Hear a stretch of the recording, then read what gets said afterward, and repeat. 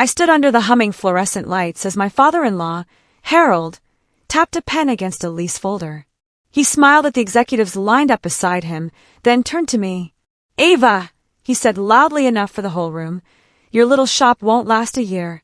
Don't worry. When you fold, we'll take over your unit for storage." Laughter rippled. My cheeks burned, but I kept my voice steady. "We'll make it," I said. He leaned closer, breath of mint and power. "You won't. Not in this block. Not in this economy." He signed a renewal for his company's floor, one more year of control, and slid the pen back to me like a mercy. I didn't sign anything. I just watched, memorizing the smug curl of his lip. Outside, cold air slapped my face.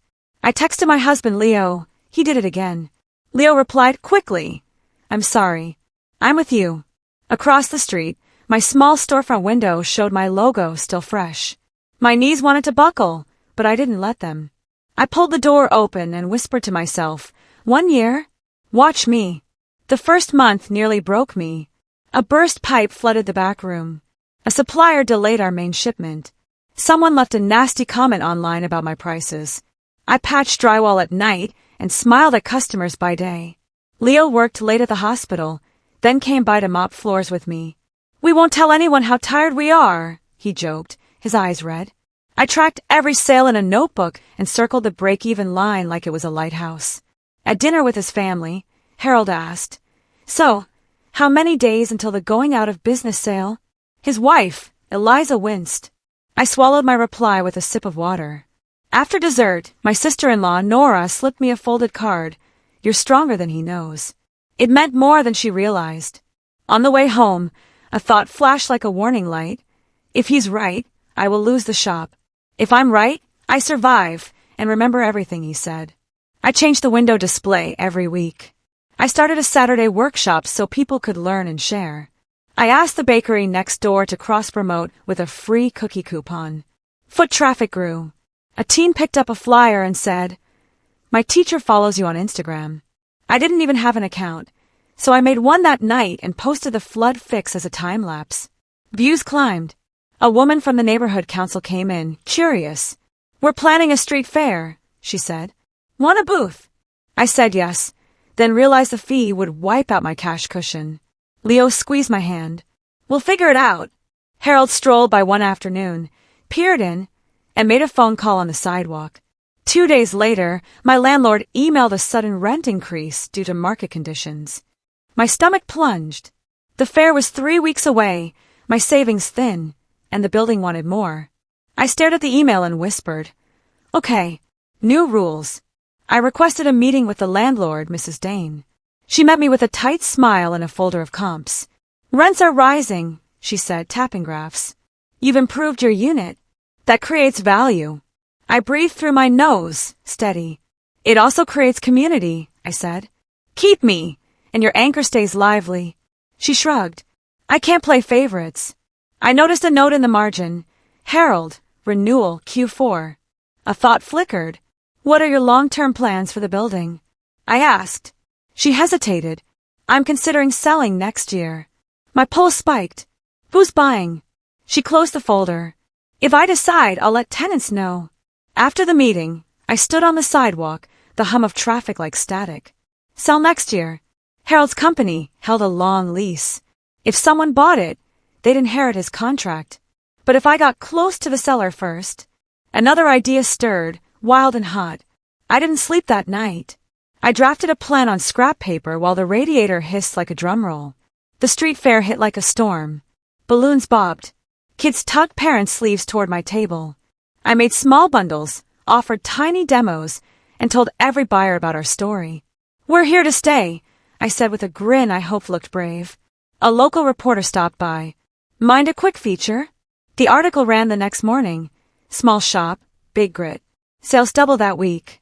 Then, an envelope slid under my door, a notice of a compliance inspection scheduled by the city. I passed one 2 months ago. The inspector arrived with a clipboard and a chilly tone. "Anonymous complaint," he said. He checked exits, labeling, and the fire extinguisher date. Everything was fine, until he frowned at a shelf. "This needs a bracket," he said.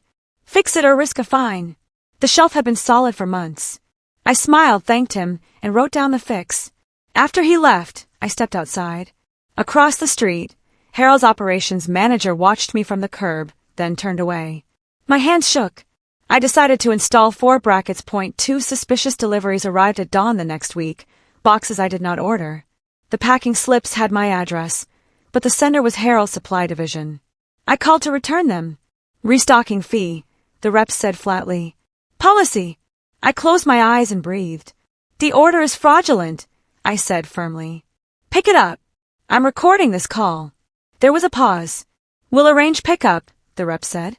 I hung up, then wrote a timeline. Rent hike, compliance check, fake orders.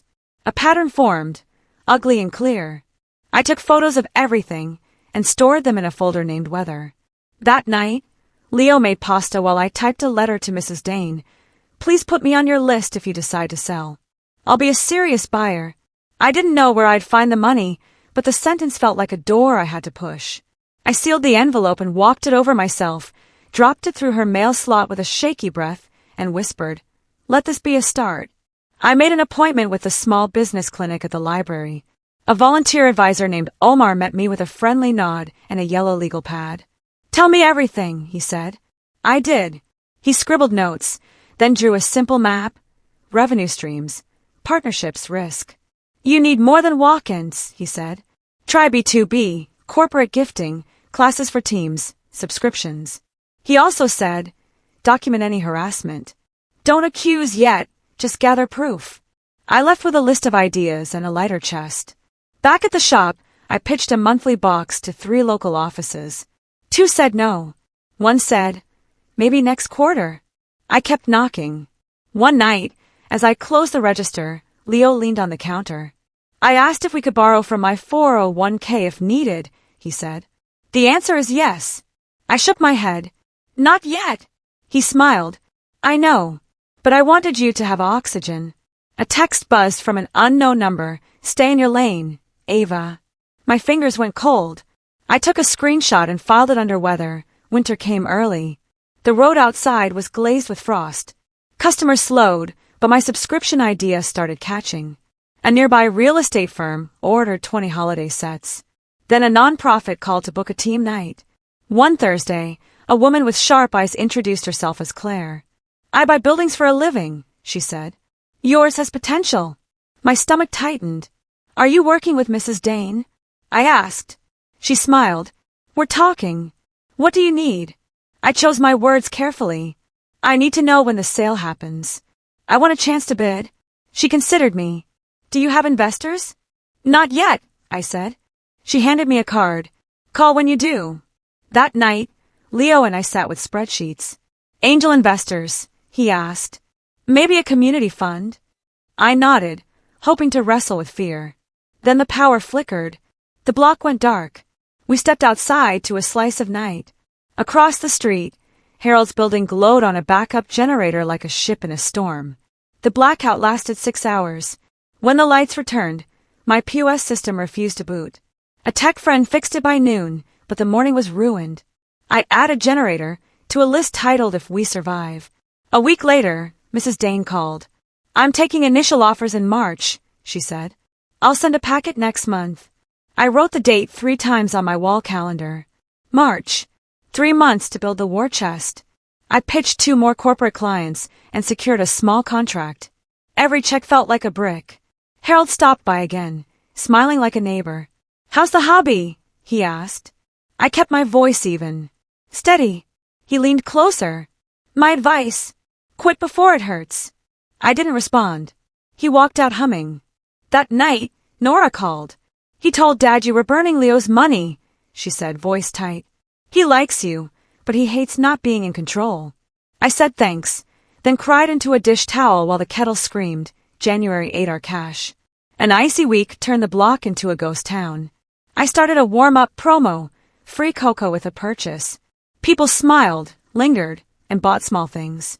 Leo designed a simple flyer and slid stacks into coffee shops. On a quiet afternoon, an older man came in with a cane. I used to run a hardware store here, he said, eyes bright. You remind me of me. He bought a small item he didn't need. Keep going, he whispered. That same day, I got a letter from a bank, pre-approval for a modest line of credit based on our holiday sales. I held it like a treasure. Then my email pinged, an invite to a tenant roundtable hosted by Mrs. Dane. When I arrived, Harold sat at the head of the conference table, legs crossed like he owned the place. We're discussing shared services, he announced. Security, cleaning, trash. It sounded smart until the pricing sheet showed costs triple my current rates. My chest tightened. I raised my hand. I can't afford these, I said. The rates don't reflect small tenant realities. Heads turned. Harold smiled thinly. Economies of scale, he said. We all pay, we all benefit. A few tenants nodded. A florist whispered, we'll be crushed. I slid the sheet back.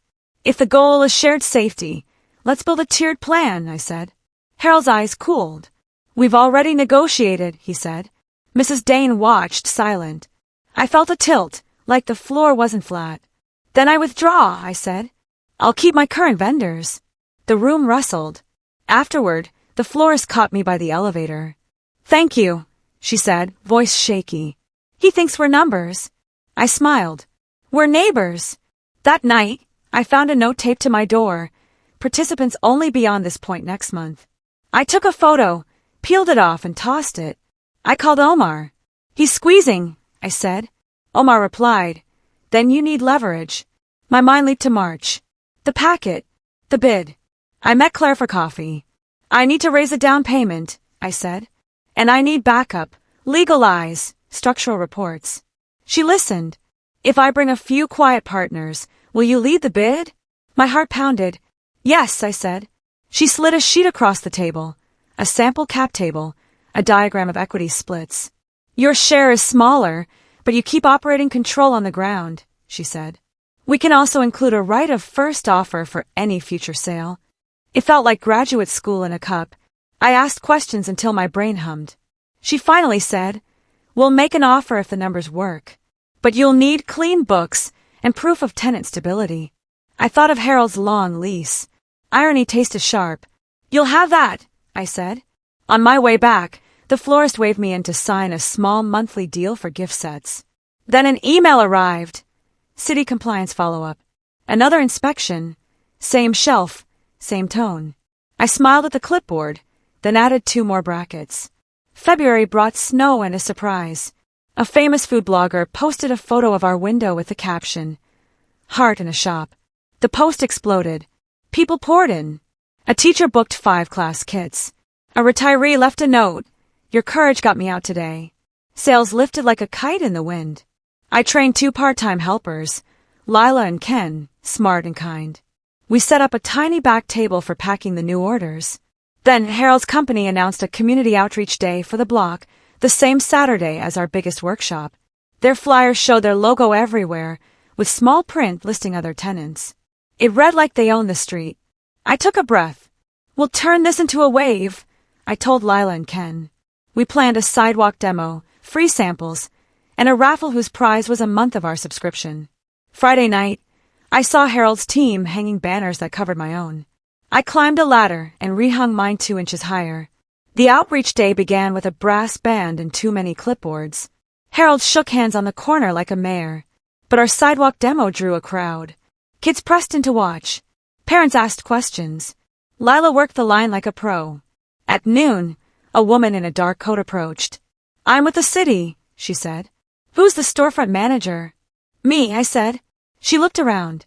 You've organized cleanly. Good flow. Keep sidewalks clear. Relief washed through me. Then, a man from Harold's team tried to push our table back. Reserve space, he said. I pointed to our permit. He frowned and backed off. By day's end, we'd signed 18 new subscribers. The brass band faded, and the block looked like itself again. As we packed up, Claire texted, packet released early. Offers due March 10th. I felt the ground tilt again, but this time like a door unlocking. I circled the date 4 times and whispered, run. The packet was thick. Financials, repair reports, rent rolls. I stayed up with highlighters. The numbers told a story. Steady income, a roof needing work, a basement with old pipes, and a strong tenant anchor, Harold's company. Their rent made up 40% of the building's income. Irony again. Leo rubbed my shoulders at 2 a.m. You're doing it, he said softly. I drafted an offer with Claire's guidance. Fair price, quick close, small ask on credits for the roof. We pooled partners, Claire, a quiet family fund, a local credit union interested in community impact. My piece was slim but real. I wired my savings into escrow. It felt like pouring my heart into a jar. The day after we submitted, Harold came in and bought something for the first time. Looks nice, he said. Shame about the numbers. I rang up his item and held his receipt like a shield. We'll be here, I said. He tucked the bag under his arm and smiled without warmth. We'll see. The wait was a drumbeat. I checked my email every hour. I smiled for customers and then, in the back, breathed into my scarf like I was in a paper bag. One afternoon, Mrs. Dane walked in. I froze.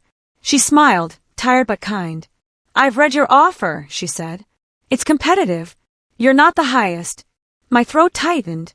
But, she added, your terms are clean and your plan respects the block. I braced. I'll choose by Friday. After she left, I slumped on the stool. Lila squeezed my shoulder. Whatever happens, you built something, she said. Friday came like a storm. At 3:12 p.m., my phone rang. Ava, Mrs. Dane said. We accept your offer. I closed my eyes. Thank you, I whispered, voice shaking. She added, there's one condition, close in 45 days. My brain recalculated everything. We'll do it, I said. I ended the call and stared at the ceiling. Then I texted Claire one word, green. Due diligence began. Inspectors crawled the roof. Plumbers poked old pipes. An attorney reviewed leases, including Harold's. Solid, she said. No early termination for non-payment by the landlord. You'll be bound to it. I nodded, oddly comforted. Stability was stability. We scheduled a tenant meeting. I stood at the front of the community room, palms sweaty. If we close, my goal is simple. Safety, fairness, steady rents, I said. The florist cried. The bookstore owner clapped. Harold didn't attend. Instead, he sent a note to all tenants. Beware of promises from non-owners. Claire rolled her eyes. Ignore it, she said. A week later, our lender asked for more documentation. I stayed up till midnight scanning receipts. At dawn, I found a letter slipped under my shop door. You won't make it to closing. My hands trembled. I logged it under weather, then opened my door for the day like the note wasn't there. 2 blocks away, a pop-up market launched. Same hours as my weekend workshops. Rumors said it was backed by Harold's company. The market's ads featured a product very close to mine. I visited, hands in my pockets, and watched their staff hand out freebies. A passerby pointed at me. You should set up here, she said. I smiled. I'm committed to my street, I replied. Back at the shop, Nora arrived, cheeks pink from the cold. He's rattled, she said. He keeps saying you're a distraction for Leo. I swallowed. He wants control. She nodded. He doesn't understand that respect goes further. She bought a few items and hugged me tight. That night, our lender called. Appraisal came in lower than expected. My stomach dropped. How much lower? Enough to leave a gap. Claire and I stared at the spreadsheet like it was a cliff. We need a bridge, she said. We made a list of 5 calls to make by morning. The first 4 calls were polite ones. The 5th was a maybe. A local foundation that backs small Main streets agreed to meet. I wore my best sweater and brought a binder. The director, a calm woman named Dawn, listened as I told the story. I showed her the tenant letters, the photos of our events, the line of kids at our demo. We don't usually move this fast, she said, but we have a community loan program. She described a low-interest bridge, repayable in 2 years.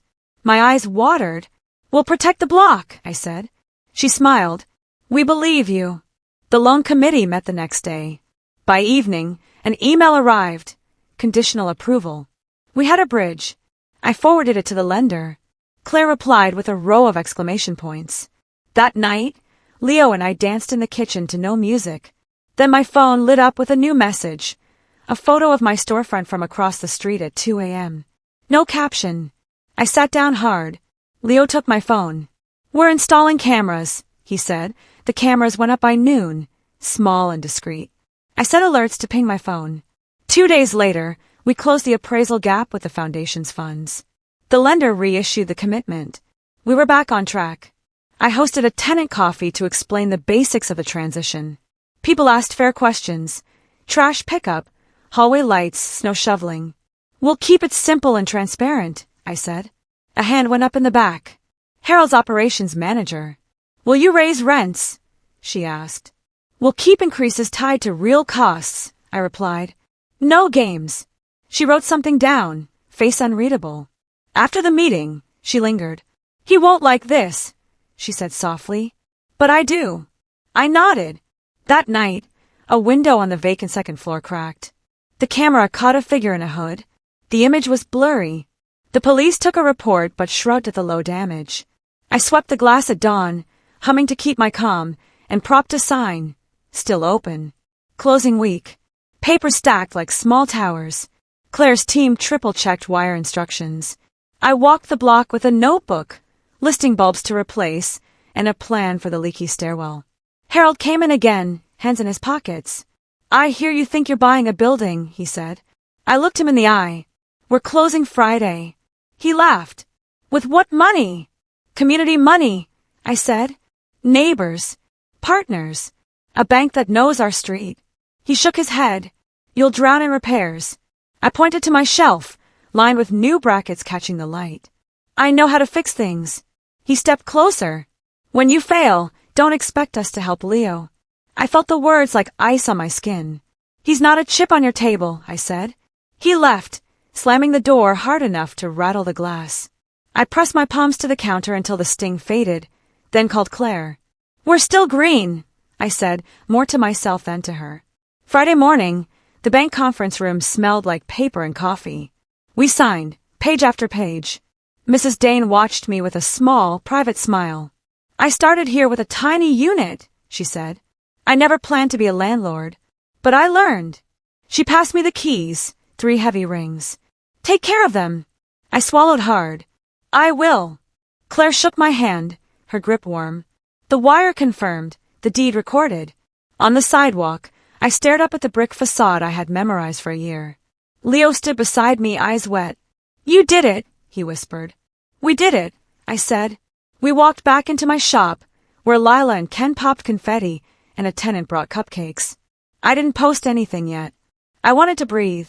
After closing, I drafted a simple letter to all tenants, new ownership, same heart. I slid it under each door, then sat on the floor in the back and cried into my sleeves, a quiet, shaking joy. Monday, I scheduled a building walk with each tenant.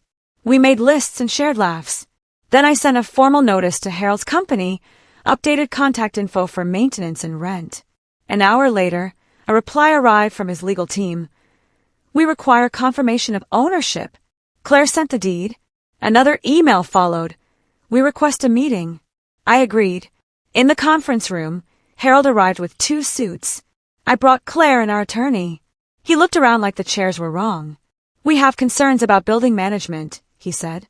Claire nodded. Share them. He flipped to a page. Parking, deliveries, signage. I responded calmly, point by point, offering practical solutions. Then he asked, will our rent increase? I smiled. Per your lease, it rises 3% next quarter. He stiffened. That's steep. It's the contract you signed, I said. He swallowed, then said lightly, I suppose congratulations are in order. His smile didn't reach his eyes. We'll be watching. So will we, Claire said, cheerful as sunshine. The news spread without my help. A tenant posted a photo of me holding the keys. A local blogger wrote, Shop owner buys her block. Customers poured in with flowers and hugs. My inbox is filled with, how did you do it? I answered one by one. It took a village. That afternoon, a city council member stopped by. We need more of this, she said. Would you speak at a small business roundtable? I said yes, scared and excited. Another email landed, the foundation inviting me to mentor others. I said yes again. While I drafted a simple press release, a message from Harold pinged. Ava, I'd like to discuss an option to expand our unit next year. I read it twice. Power shifts are quiet sometimes. I replied, Happy to review after we settle initial repairs. Please submit a plan. I signed it, owner. Then I turned off my phone, stood in the doorway, and watched the block breathe. A week later, I hosted a small celebration for tenants and neighbors. We set up a potluck table and a string of lights. The florist made a garland for the door. Kids drew chalk stars on the sidewalk. I clinked a spoon against a mug. Thank you for believing, I said. We'll keep this place fair and kind. People cheered. Then I saw Harold on the edge of the crowd, hands in his coat pockets. He nodded once, a small, stiff acknowledgement. I walked over. We'll treat your team like every team, I said. Clear rules. No favors. No grudges. He studied me, then said, I misjudged you. I didn't gloat. We're all learning, I replied. Later, as the night cooled, Leo wrapped an arm around me. Remember day one? He asked. I did, the pen tap, the laughter, the sting. I looked at the building's windows, reflecting our lights. 1 year, I whispered. We made it and more.